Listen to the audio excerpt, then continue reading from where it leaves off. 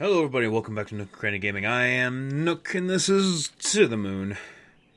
Here we go. So we're going to see if their plan pans out to wait until morning and get some rest. Here we go. Hopefully Johnny can hang on till then. I do have some calls to make. There we go. So last episode they were trying to get him to agree to go to the moon, that it's a wonderful idea and it's great, grand, and lovely and all those things, and then it just wasn't working out. So they've realized that they're getting tired and they're getting desperate, so they're just gonna sit down and take a rest and hopefully wait the night through, and in the morning try again.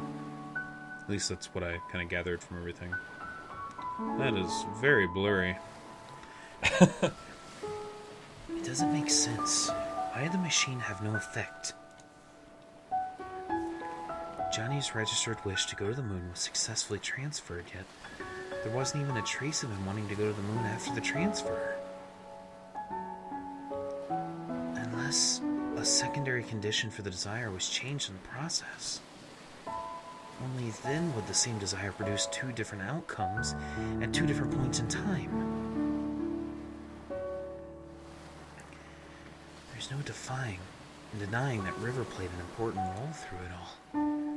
If there's anything that could have caused the core to change, she would be a top suspect. But out of all things, what exactly caused it? River. Just what exactly do you do?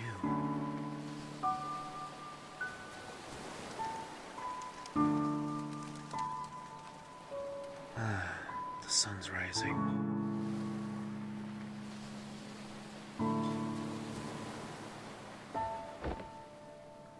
That'd be a beautiful thing to fall asleep to and then wake up to. Just being on the ocean front and watch the sunrise. Man. We don't have much time left.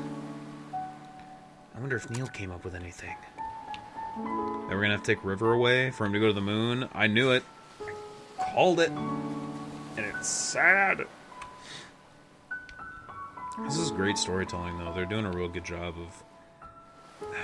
there's a lot of drama, but a lot of comedy, and it's good. You can smell that squirrel Neil ran over all the way from here now. Wait, what? Am I supposed to go down there? That was a really strange thing to have said. Sorry, I'm just gonna do a quick exploration. Better go see if Neil has any ideas. Okay. That was just a weird thing that seemed like a clue, like... if you want an extra bit of story, go check out that squirrel, because that's important. I don't know. Where's Neil at? Is he upstairs? Neilium! Neilium! There he is. Is he in? Is he in the Animus right now? No, he's not. Okay, where's Neil at? How's John doing? Barely hanging on. What are you two doing?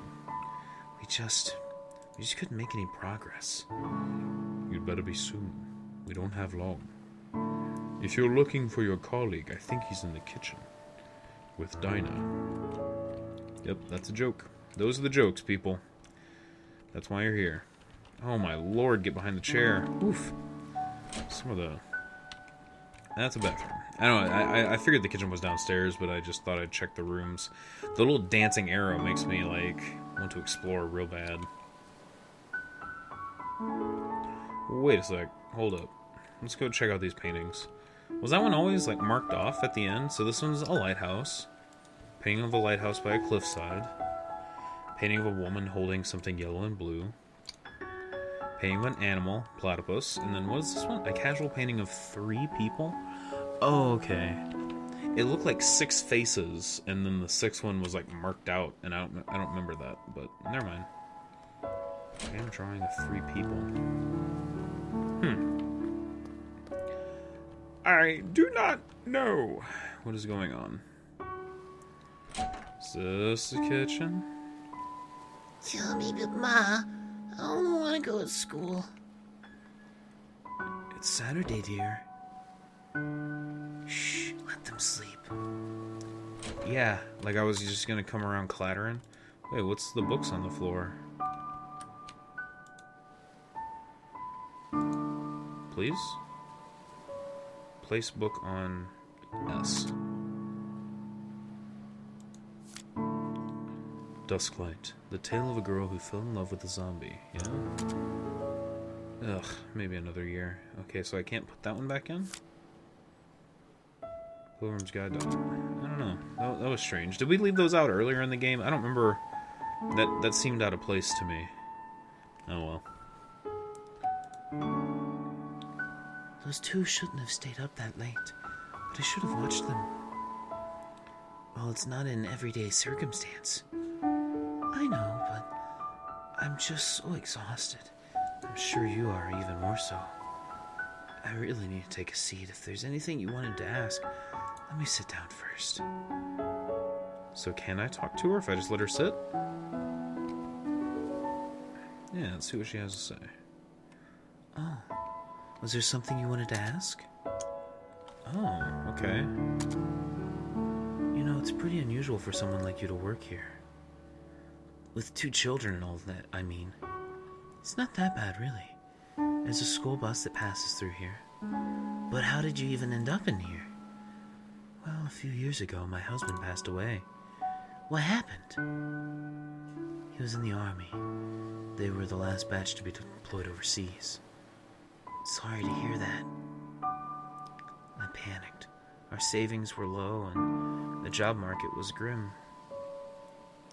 Johnny saw my ad and offered me this job. I accepted. This place was beautiful too. It helped me with my grieving. Doesn't the government issue grants to war widows to help get them back on their feet? They do, and eventually I received aid. But by then Johnny was starting to have trouble on his own. He needed my help. Tommy and Sarah liked this place too, and so we stayed. As for Johnny, he was glad as well. We're going to miss him. I think deep down he really wanted a family. So what are you going to tell them about John? I don't know. I'll probably make something up, but it's no use. Kids are smart nowadays. They'll figure it out. Might as well. It's the nature of life. There's nothing to hide. In the future? This is your full-time job, isn't it? What will you do when this is over? What else is there to do? Find a job in the city and live on, I suppose. It's a shame, though. Going to miss Johnny in this place. Maybe I'll come back to visit every once in a while. Oh, is there something you wanted to ask? No, I'm good. Oh, hey. Before Johnny fell unconscious, he told me that you two would be coming soon. He said that he probably wouldn't get the chance himself, but he wanted me to tell you thanks for him. So, thank you. Oh boy, okay. Alrighty. Because this might not work out, and there's so much going on. Man, I do not remember anything about this house, apparently, because I figured the kitchen would be next to the dining room, don't you think? I think so, too. Hey, Dr. Watts. What is it? It seems like our little Johnny here has some hidden records from the old days. Hidden records? Hidden medical records, to be exact. Apparently, during his youth, he was administered a large dose of enhanced beta blockers. And what luck, they tend to have a little side effect on a curious thing called memories. Of course. Beta blockers. Johnny didn't have a heart condition, did he? Apparently not. Which leads one to wonder if the side effects were intended to be merely just that to begin with. And in such a large amount. Its impact on his memories at the time of administration must have been significant. You think that's what's kept us out of his earlier memories? Well, it's not the machine, I tell you that. The maintenance department yelled at me for scolding them. So what now? I was just given the reconfiguration frequencies. That should get us past the blockers. And once we're in his childhood, it might finally be early enough to transfer his desire for it to work. Then what are we waiting for? But just one thing. Of course, there's always one thing. In order to activate the new frequencies, we'll need a trigger. A trigger? Something that exists strongly in the bridging accessible memory. And we'll need to give it to John for him to stimulate his memory internally? But what do we know of that? We've only gotten a glimpse of his childhood memories. And even if we find a childhood photo of something, John's unconscious. Yeah, back to square one. You know, this job hasn't been such a pain in the arse for me since Nora's case last year. Likewise. This is killing me. I'm going out for some fresh air. Air. Forgot my coffee.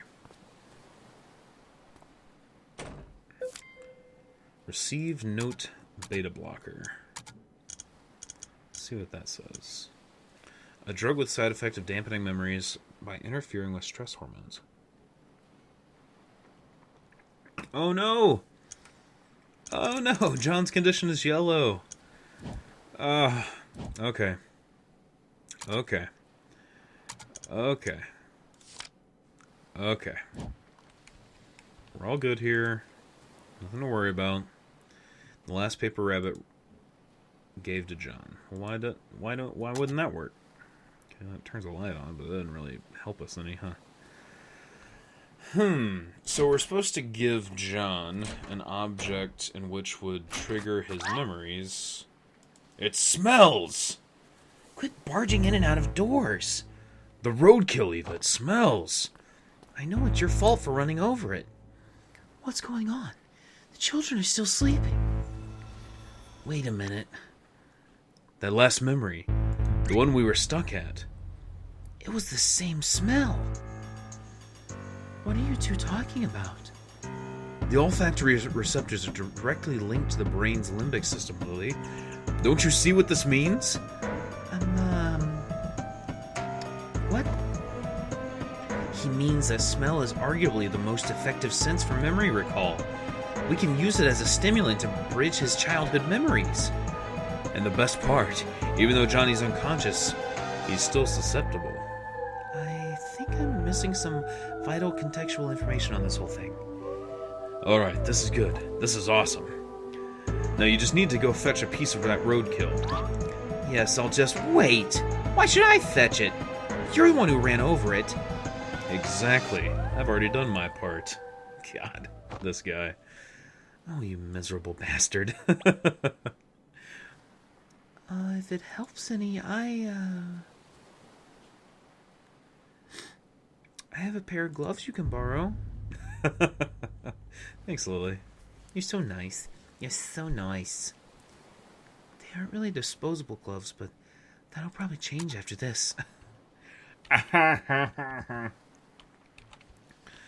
Well, we'll have to find out if the roadkill works in the next episode of Nook and Cranny Gaming. Thank you so much for joining me. Once again, I am Nook. This is To the Moon, and we're going to find out if roadkill is the best link to your childhood. I actually do remember quite a bit. No, it's fine. Anyway, thank you for joining me. See you in the next episode.